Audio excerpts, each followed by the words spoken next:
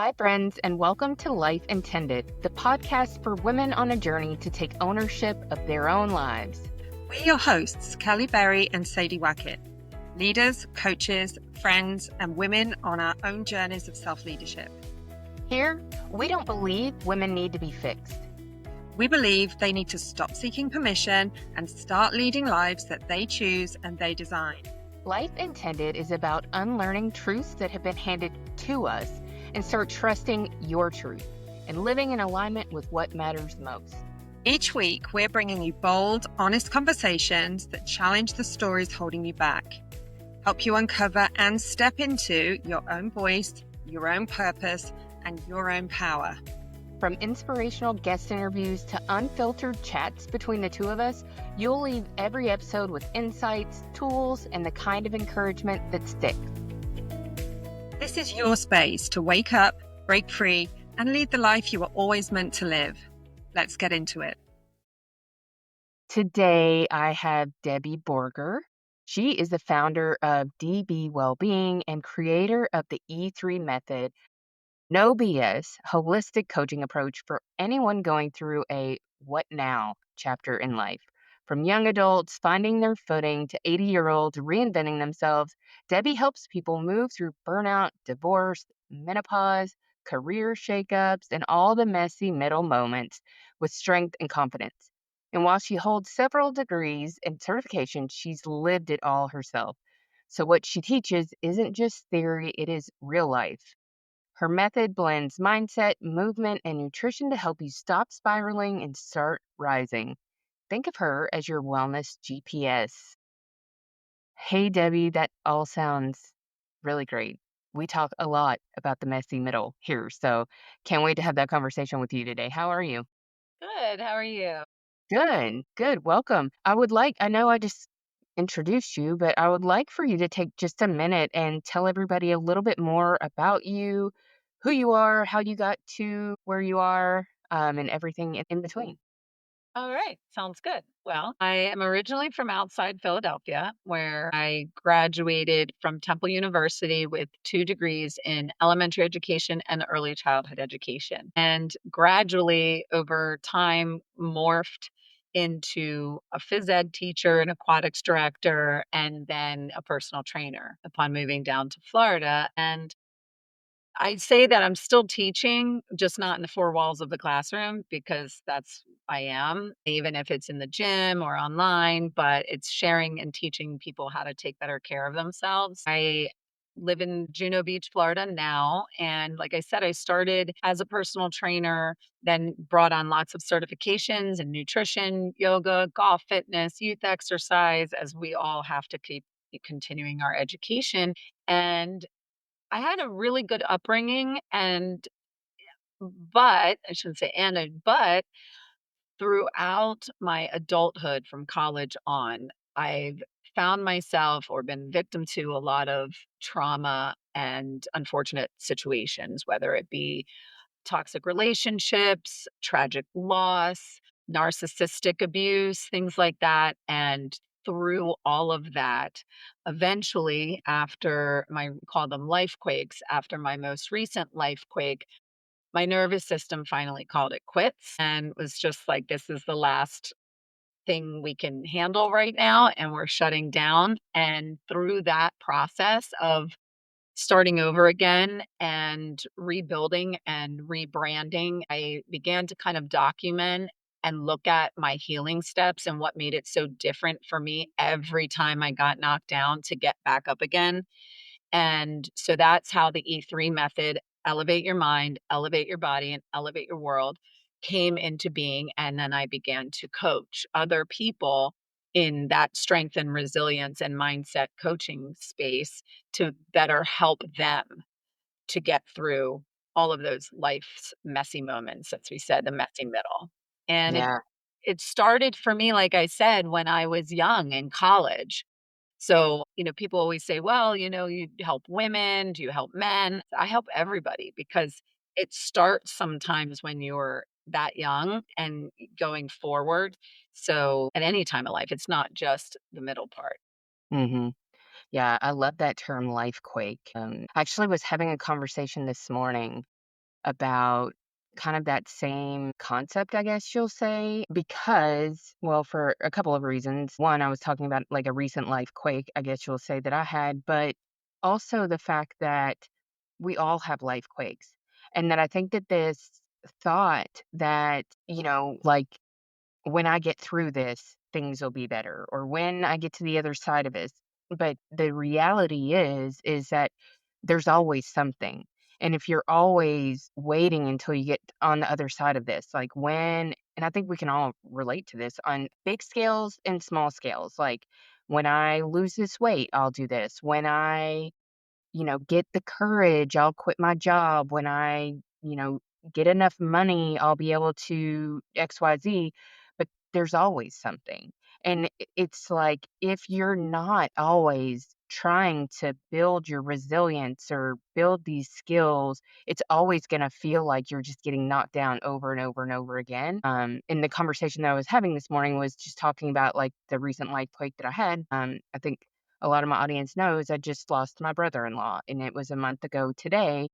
And it's been really hard, and I've been able to handle it really well because of the work that I have done in my life, in my personal life, through therapy, through all of the things that Sadie and I work on in Life Intended. I am prepared for things like this. So it doesn't make them less hard, but it makes me more resilient and more capable of rolling with the emotions and the ebb and flow and we when we got on today, I'm like, I'm really tired, all of the things that are thrown at you when you're going through something like this. So I can really appreciate like what you were talking about with your journey and the reflection that you took and kind of figured out like how have I been able to pick myself up and what does that look like and how can I help other people do that? So just have a lot of respect for being able to like get through some of the things that you have, Thank be you. where you are, and be so passionate about helping other people walk through them, maybe without having to have so many bumps and bruises along the way, you know? Yes, yes. And there's a couple things that come to mind when you say that. It's first, we always give the if this, then that. If this happens, then I'll do this. Mhm, When that happens, then I'll do that. Right? But tomorrow isn't promised to any of us. And mhm, new things are always coming along. So when I get through this trauma, then I'll do that. But then there's going to be something else that's going to happen. In my life, there's never been, it's like as soon as I feel like I've come to the other side, something else drops. yeah, Something else just, it's another loss, it's another sickness, it's another something. But that's life, mhm, right? So yeah, we have to start now. mhm, And when my body went through what I went through, it was because even though I had therapy and I had all this stuff, I didn't have good therapists. mhm, I didn't have good therapists. mhm, And so when all of this was happening, things weren't healing, things weren't getting better. And then finally, the last straw, when everything that I had worked so hard for and all that I had was taken away from me, you know, I found myself in just the worst state that I could be in. And because of the work we do, we are able to recognize the signs and the symptoms. I knew what my anxiety attacks in the middle of the night were about, and I knew why my body was doing it. I knew why I was losing weight, body fat so quickly. And I knew that even though I looked like I was in the best shape of my life, I was the most unhealthiest I'd ever been. mhm, I knew that because of mhm, the work that we do. So I was able to say, okay, every night I go to sleep, I need to put on my headphones and fall asleep to music with this kind of beat for the parasympathetic nervous system to calm me down before we know the tools and the tricks and the things that we have in our toolkit. And when I came back, I kept saying, I don't want to be a personal trainer. I don't want to just be a personal trainer anymore. I want to, there's more. I'm meant to do more. And I knew I had that calling and I just couldn't figure out what it was. And then I realized this is what it is. It's to mhm, help other people get through. and to teach them to get through all of the things that I've been through or more different or anything, any kind of trauma, any kind of life's messy moments, things like that. And to teach them and be for them the person needed most during my time and teach them everything that worked for me along the way. Yeah. Yeah. So I think that's a good segue into kind of what I want to talk to you about and get you to tell us all about is, Sadie and I, one of our missions and goals as like bringing life intended to life is to help people see that it's a holistic approach. And there are certain parts of this holistic approach that Sadie and I can address, but there's a lot more that we can't. And a lot of that is, your physical well-being, even though that we do talk about some somatic things and how to connect our body with our cerebral, our thoughts and everything like that. I know that even what you were talking about with the headphones and the music and regulating your nervous system, there's so much more. And that especially like us as women, we need a lot of support if we're in perimenopause or menopause. I would love for you to share like what do you see that women, like, kind of in our stage of life or that have been through things like we have, what do we need?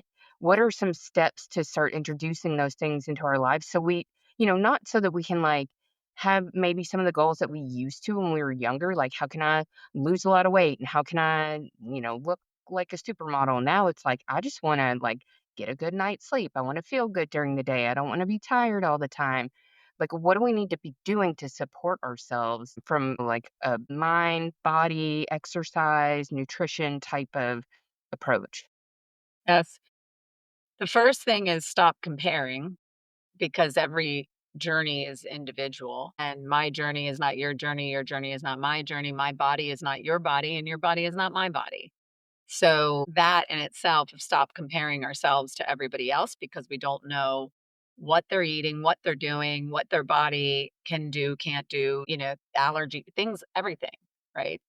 So that's the number one thing. Obviously, social media makes that very hard for everybody today.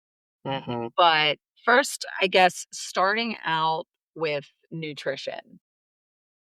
I tell all my clients that I like to compare our bodies to a car. So a car needs fuel to go, and our body needs energy to go.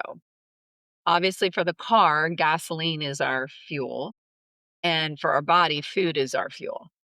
And then I say, well, let's just visualize here for a second when our car is putting down the road and we run out of gas. And in those cartoons from back in the day, you're like, oh, the wheel falls off, there's smoke coming out. What's it called? Yosemite Sam's on the side of the road throwing a temper tantrum, right? Well, the same thing happens with our body. And when we don't fuel our body enough and the right way, when we don't fuel properly, our body breaks down. It's going to start to use muscle for energy. It's not going to operate right. The wheels are going to fall off. Our moods are going to swing. And we're going to start being Yosemite Sam with I don't know why I don't feel good. I don't know why I'm gaining weight. I don't know why I'm tired all the time. Right. Well, Mhm. it's all starts with the proper nutrition.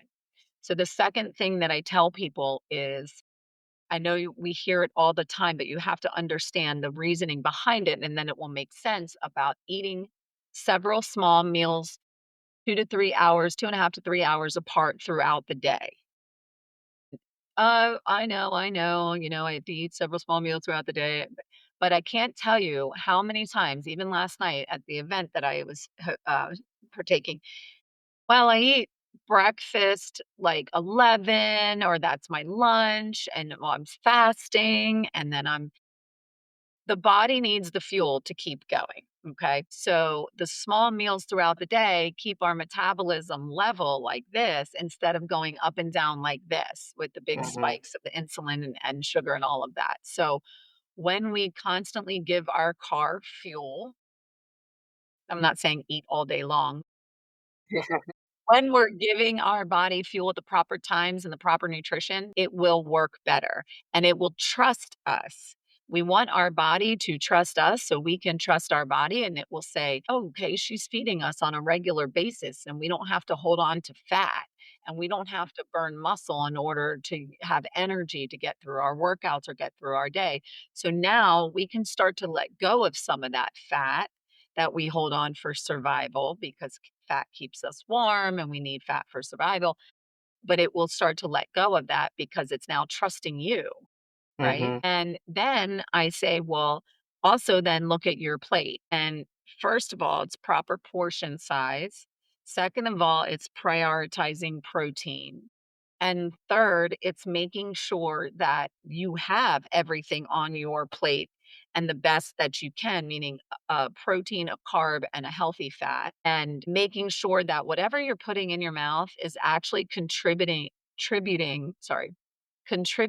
to your health and well-being the best that it can, meaning nutrient dense foods, complex carbs. I had someone say something to me yesterday about, well, I eat a salad. And I said, okay, so we're eating air.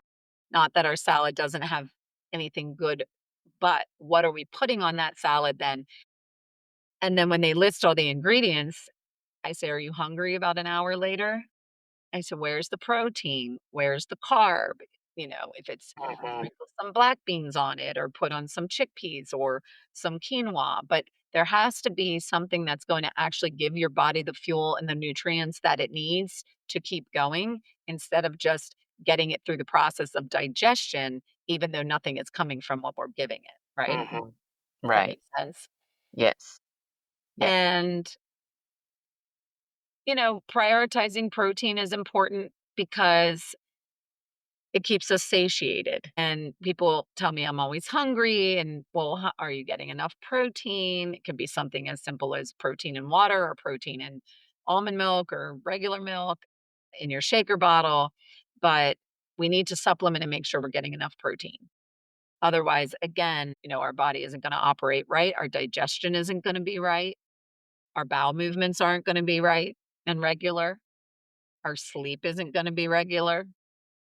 Yeah, So so all of it goes hand in hand, and it's not that complicated mhm. when you sit down with a coach or a practitioner or a nutritionist to actually have it explained to you the reason why. Mhm. Yeah, so a couple things, because I know protein is, like, the word of the hour these days, and so everybody's like, "Get protein, get protein." What is enough protein? What does that mean? So it is dependent on your activity and whether or not you work out. And so if you go by the daily allowance of protein, which could be, 0.36 grams per day, right? Mhm. I think that's kilograms, zero point 0.8 for women, but it's really depends on also your body weight. And like I said, if you're someone who exercises and works out, you want to take a look at how much protein you're getting, and then we want to up it a little bit more so that you have the ability to fuel your body through your workouts and through your recovery.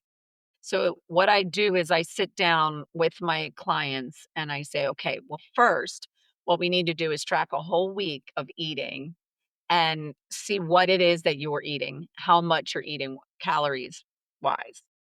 That's the hardest thing to do because nobody wants to sit there and track how much food that they're eating in a week. But it's important to know where to start. Then, when I see how much protein you're getting on a daily basis, then we can decide whether it needs to be increased or whether it needs to be decreased. And most always it needs to be increased. Mostly people are not getting enough protein. Mhm. Um, and then I look at the carbs, I look at the fats, and that's all what's called macronutrients and macros. Mhm. And then I'll be able to tell by how much your daily expenditure of energy is, what you need baseline, your basal metabolic rate, how many calories you need to be able to eat, breathe, move, pee, poop, sleep, blink, and then we go from there. So if your Mhm. basal metabolic rate says, and this is just an example, I need 1,400 calories a day just to survive, just to Mhm. menstruate, just for my hair to grow, my nails to grow, all of those things. That's your basic. That's the minimum of what you need. Then we break that down into your protein, carb, and fat. So it's like 30%, 40% carb. The fat is a little bit trickier depending upon where you are as a woman in menopause. If we need more as we get older and our body isn't making the hormones, we need to supplement with a lot of avocado and olive oil and things like that. And the carb, like I said before, we want it to be a nutrient dense, complex carb, giving us enough energy and being able to fuel us to get through the day. That's the Yeah. simple, uncomplicated answer. If I throw a lot of numbers at you Mhm. and the listeners, it's going to get confusing. But if you look at your plate and you say, okay, 4 ounces of protein at every meal, which is about 20 grams, 20 to 25 grams of protein, that's where I like to start. So you look at your palm and say, does it fit in the size of my palm? Mhm. And that's an easy way to eyeball it. And then we go from there. Good deal. So going back to the original question, like what can we do to like feel good and show up as our best self? So nutrition is definitely a part of that. And I think you gave us some really good things to think about. So what's another thing that we need to be watching out for or doing to achieve that like more holistic goal? So move. So let's get onto the movement topic, Yeah. the exercise topic. Oh, you mean I have to get up and actually do something about it? That's what I actually have to do it. Well, what's going to happen is if you don't do it when you retire, your doctor's going to tell you have to do it anyway. And then it's Mhm. going to be a little bit too late. But setting I'm a very structured person and type A in some certain areas. I guess it's the teacher in me where I like schedule, I like regimen, and everyone tells me I'm very structured. But then on other things, I'm like, yeah, it's fine. But set a routine for yourself. Set a morning routine for yourself. Own your morning, own your mind, I say. So if you get up in the morning and you start with some movement, whether it's stretching or a walk, it gets the body going. It gets those feel good hormones and chemicals in your brain released, the serotonin, things like that. And you'll be in a better position going through your day. Then it will keep you regulated for sleep and for all of the other bodily functions, your Mhm. digestion, things like that. Movement, strength training. I can't emphasize strength training enough. And strength training isn't just for muscles and looking good and all of that, but it's for bone density. And again, it's for the chemicals that it releases. And it's for being able to be strong and get up off the floor and play with your grandkids. And just know that you're making an effort now to make your life when you're older better. Mhm. I see a lot of people that come to me after they've retired and they say, well, my doctor tells me to move. And I say, well, did your doctor tell you to move or did your doctor tell you to strength train for your bone density? But it's really important to get a workout plan going, to talk to a professional, not to try it yourself or to follow Instagram influencers who aren't certified. Find a professional, sit down and talk with them, get an idea of how much you move throughout the day and build onto that, whether it's with just starting with one walk a day or one walk every 3 days or something like that, but getting more movement. And then we'll start to work on the strength training and that aspect of it. Mhm. It Yeah. it really goes hand in hand, all of it. Yeah, so I heard you say something about strength training and the chemicals that are released, and I believe I've heard something about this before. Can you talk a little bit more about what that actually is, what those chemicals are, what they do? Yes, without going into too much Yeah, crazy detail. for a high level, like need to know. But I remember whenever I heard it, I was thinking like, oh wow, that's really cool. So in that kind of way, not in a scientific way. Yes. So, for example, family member who I just recently visited and was telling me that they're very tired all the time, that they're dragging through their workout a little bit. I kind of dialed in a little bit of nutrition and changed a couple things, and within like a day or two, I got a text message saying, "I have so much more energy now to get through my workout, to do all the things." And so when we start to work out and our body, we're breaking down the muscles in our body. Our body releases certain chemicals and uses certain protein and carbs to rebuild that muscle stronger and bigger. Okay. And during that process, there are chemicals in the brain, the serotonin, the dopamine that are and more that are released. And we walk out of the gym feeling, yes, tired and like we've challenged something, but it's gives us that feeling of euphoria because it's released those feel good chemicals in your brain. And the cortisol, which is our stress hormone, there's good stress and bad stress. So we're releasing the cortisol stress hormone because we're putting our body under stress during the workout, but it's for a good reason. Not because we're running around with our kids or because our business isn't doing well or because we're so overwhelmed and we're stressed in a bad way, but we're actually stressed in a good way. Mhm. And that's what we want for those chemicals when they're released in our body that make us feel better. Mhm. Yes. Got it. Okay, so then we're getting stronger and we're feeling better. That's the goal, right? And in turn gives you more energy, right? When everything's working that way. At first, no. At first, you're sore, you're tired, but then those chemicals start to kick in. You actually kind of get like addicted to that feeling Mhm. after you walk out of the gym and that euphoria and that workout high, as it's called. And instead of the dopamine and everything being for a bad reason and the cortisol, it's actually for a good reason. Mhm. Yeah. Something else I have a question, just kind of like protein. This is like another topic of the moment. Walking with a weighted vest. I mean, I think I see that all the time. What tell us about that? Where does walking fit into our like overall movement? What should we be walking with a weighted vest? What does that do for us? Like all of that. Okay, so walking with a weighted vest is good for your bone density, for your body carrying weight. And it's funny because it can also obviously increase the intensity of your workout, right? So I've worn weighted vests that weight distribute the weight evenly over their torso.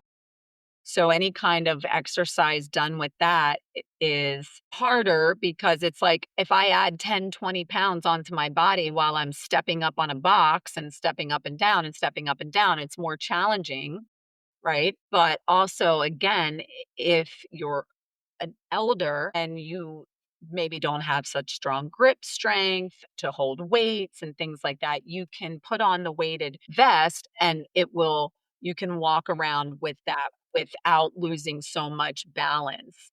It increases how much calorie you're burning. So when you're working just legs opposed to working upper and lower, you're burning twice as many calories, right? So it increases the caloric expenditure. And like I said, it improves the bone density and it's good to add the weight on and for strength and endurance.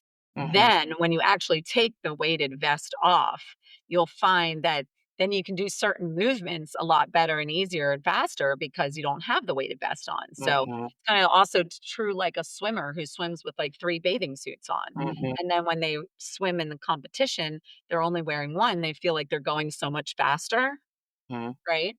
Yeah. Yeah.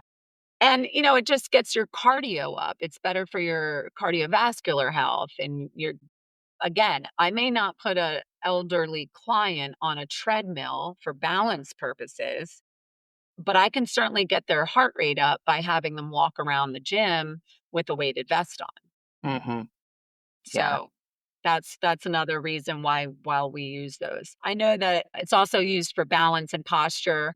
I have scoliosis pretty badly, and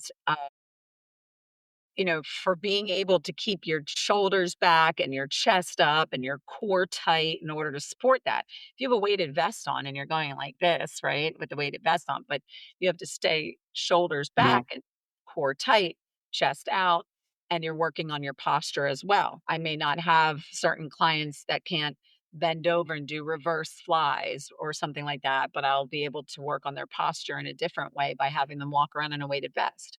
Yeah. So it's a lot more challenging. And yes, people walking in weighted vests. In fact, there's a lot of new ones that I've seen out in the gym and people walking with lately that like tie up the front or, Mhm. and interchange the weights on the vest, make it heavier, make it lighter. And it just makes the balance challenging when you're walking to be top heavy, Yeah. right? Yeah, yeah. Yeah.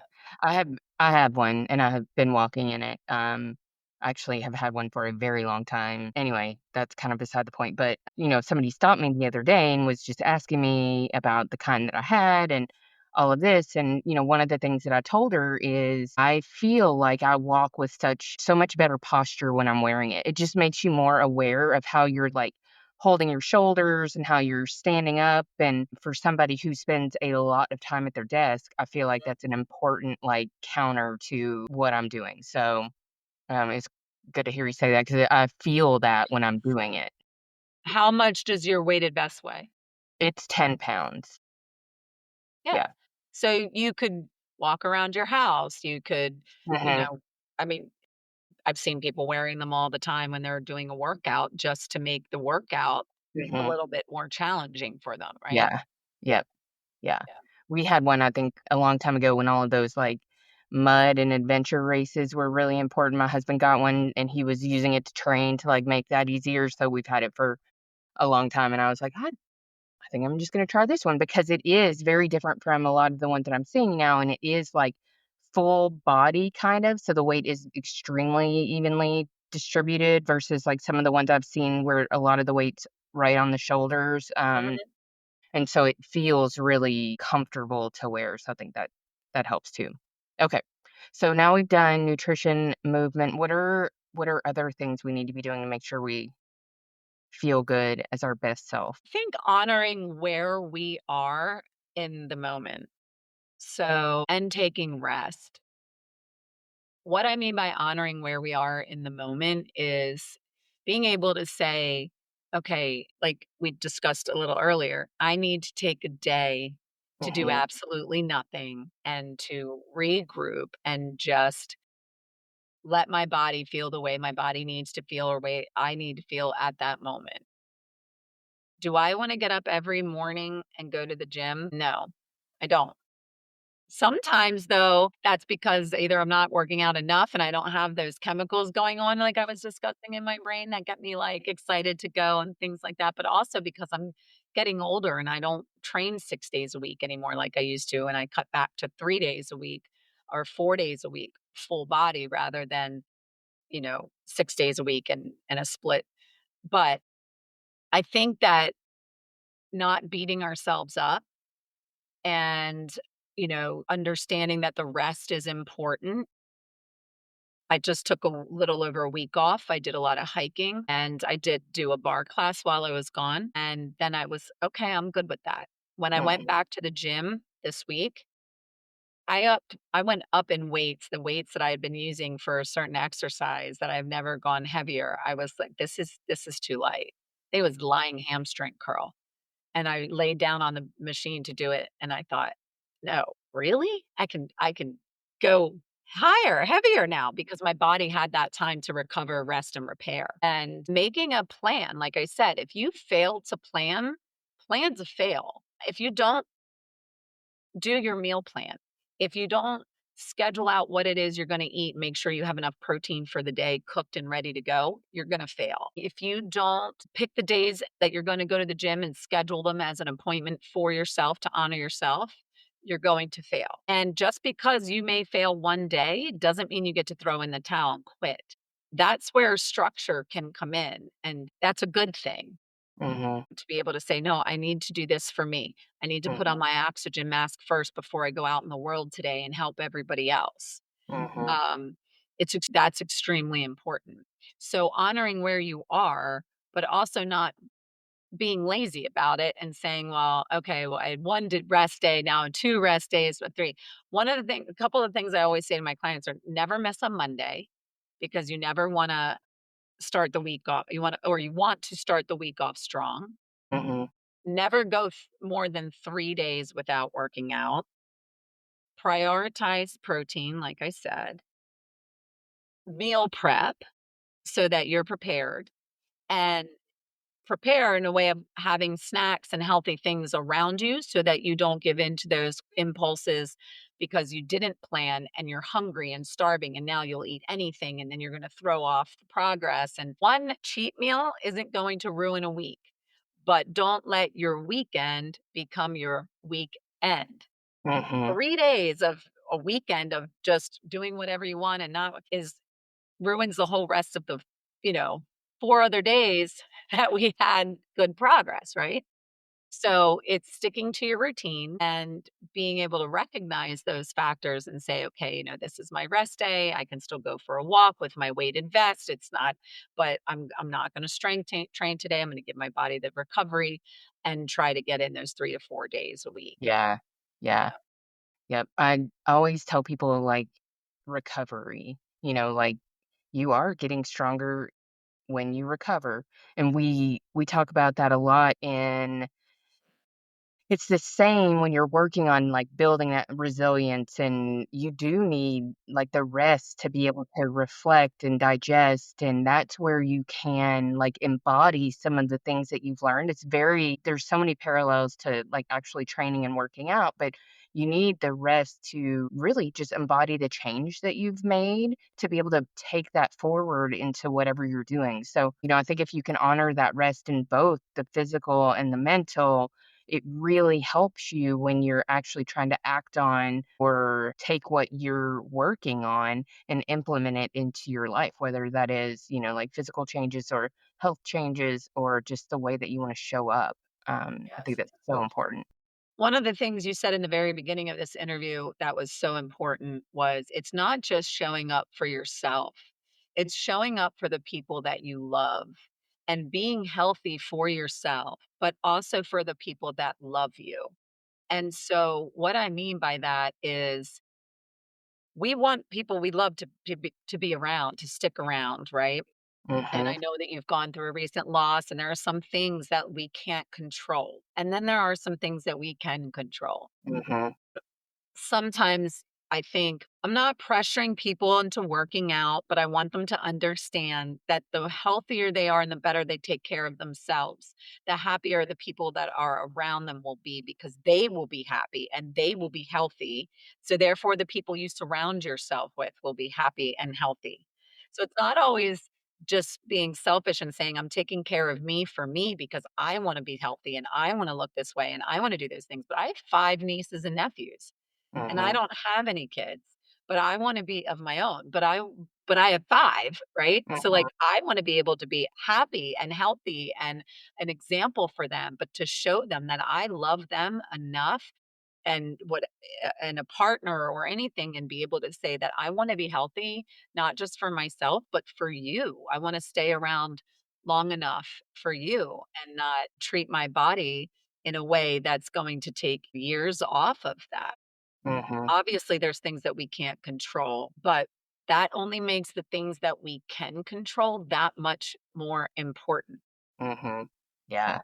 On a happy medium, like, I'm not saying go through your house and take out everything that is, carcinogenic and, we're not gonna do that, but I'm saying that if you can just make small changes and it just could be some small changes and little steps, which is what I work on in my coaching program, is to be able to say, okay, here is our goal, here is what we want, and we're gonna look at that and we're gonna break it down into small actionable steps. Everybody has heard this, one step at a time instead of looking at the whole staircase and breaking it down to get from one thing to the next. And then you keep building upon those skills, right? Mhm. And with everything that's going on in the world today that is an outside factor to help us lose weight and be healthy, those things can just be an added bonus Mhm. to already living a happy, holistic, healthy lifestyle. And Mhm. like I said, if you eat properly to fuel your body properly, you will feel better and you will have more energy and we won't be moody because our hormones are going up and down and all over and our cortisol is high and our bowels aren't working right and we're not sleeping right. If we move and physically take care of our bodies one small step at a time, even if that means starting with a morning walk and then eventually getting yourself into the gym or an online training, I do virtual training as well. That's the next step. And then we also look at the mindset behind it all, because the mindset is the most important part. Back to what I Mhm. said about not wanting to get up every day to go to the gym.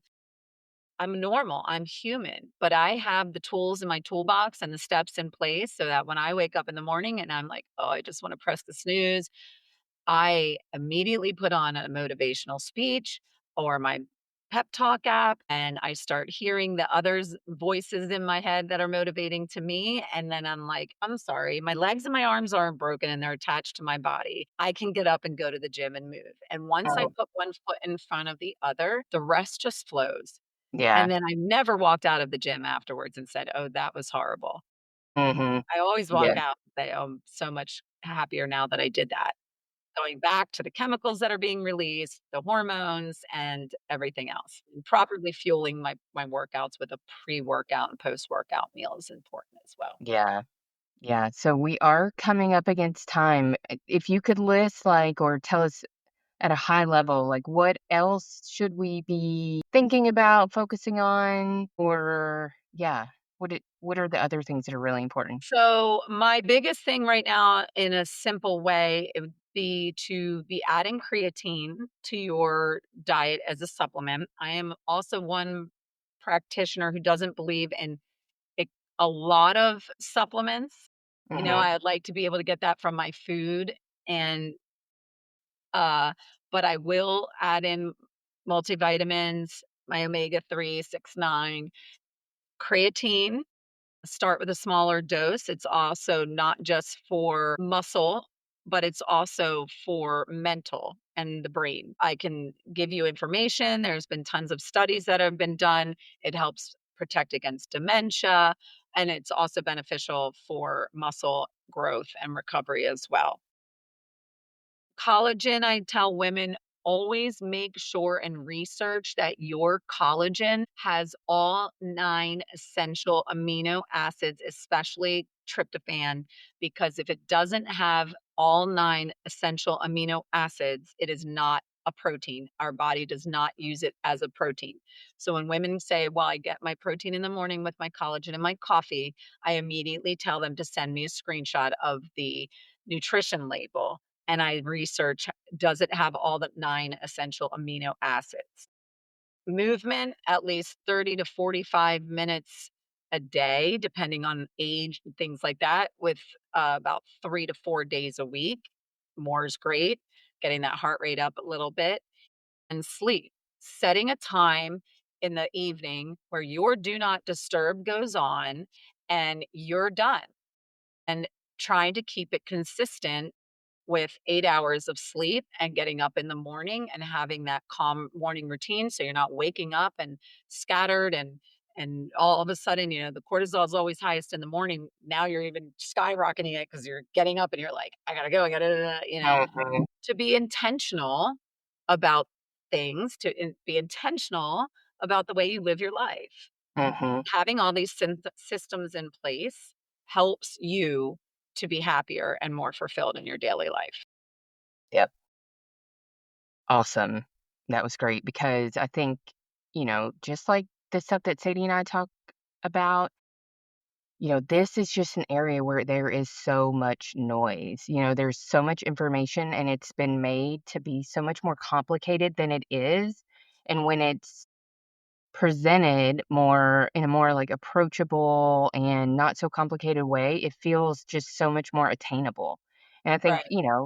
the way that you said it as you were talking about a lot of things, you don't have to like you can start with just a morning walk, and, like, once you get that, you can then add something on. You don't have to, like, overhaul everything because that's when overwhelm sets in, and then you're right back to where you started. So, that was all really good. I think a lot of things that we all just know, but they all kind of complement each other, work together. Yeah, and that's great. And I'm available if anyone has any more questions about specifics and getting into a little bit more detail, Mhm. about, the protein and the how much and all of that. But I feel that to overwhelm everyone. They get all this Yeah. misinformation online and everything. So it's like I'm open to have a conversation and actually talk to people individually instead of just giving out a blanket statement of saying you should have Mhm. this much and you should have that and this is what the daily recommended, because everybody's body is different. Yeah, exactly. Yeah, and that's a good segue. I was gonna say all of Debbie's information, her social handles, ways that you can find her and track her down and ask her these questions, all in the show notes. So I guess that's a good, yeah, just tell us a little bit more about like what do you do? How do you help people? What does your programming look like? In kind of like that high level sense, so people know like, hey, this is somebody I want to reach out to and see about working with. Yeah. So obviously, I still do individual personal training in home, in the gym, or online. And I do individual plans, one-off plans. If someone says, well, I can work out on my own, but can you write me the program? And I do nutrition programs as well. If someone just says, can you write me a meal plan and check in monthly and things like that. Then I have my coaching packages, which could be a 6-week package. Then my bigger program is really for someone who is so overwhelmed with all of it and doesn't know where to start, or is coming out of trauma and just doesn't have the wherewithal to do it themselves and to figure it all out. And that's a 3-month program, the E3 method. And that's where we sit down and we look over, where your fitness, nutrition, and mental mindset well-being is at that point in time, and what your goals are, and how I can assist you to reach those goals by creating actionable steps to get there and keeping you on the right path to get there and helping you navigate the obstacles and keep your eye on your goals so they don't fall to the wayside, and at least get you back after those messy moments on your feet. And then we have an ongoing program where you can, after the 3-month program, we do a monthly check-in, monthly coaching calls. It can be, in the program, I meet with everyone once a week, but in the future going forward, we can lessen that.